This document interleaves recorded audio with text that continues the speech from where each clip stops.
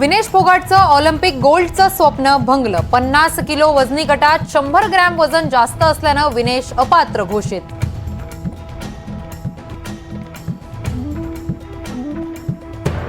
विनेश, तू champion आहेस, तू भारताचा अभिमान आहेस। वजन वाढल्यामुळे अपात्र ठरल्यानंतर विनेश फोगाटसाठी पंतप्रधान मोदींचं ट्विट। राज्यसभेच्या रिक्त जागांसाठी निवडणूक जाहीर। 3 सप्टेंबरला मतदान आणि मतमोजणी। उदयनराजे, पियुष गोयल यांच्या रिक्त जागांसाठी निवडणूक।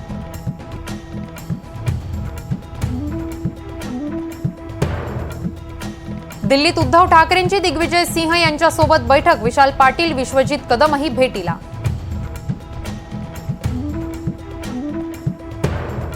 उद्धव ठाकरे आज दिल्लीत सोनिया गांधी आणि राहुल गांधींची घेणार भेट। काँग्रेसचे महाराष्ट्रातले नेतेही ठाकरेंना भेटणार।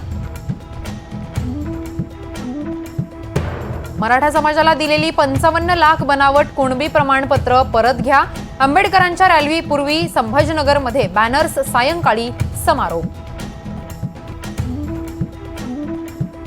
मुख्यमंत्र्यांच्या घरावर जाण्याआधीच मराठा आंदोलकांवर पोलिसांची कारवाई। हुतात्मा चौकात आंदोलन करत असताना पोलिसांनी घेतलं ताब्यात। मुख्यमंत्री, उपमुख्यमंत्री 15 ऑगस्ट नंतर राज्याच्या दौऱ्यावर। विधानसभेच्या पार्श्वभूमीवर शिंदे फडणवीस पवारांचा दौरा।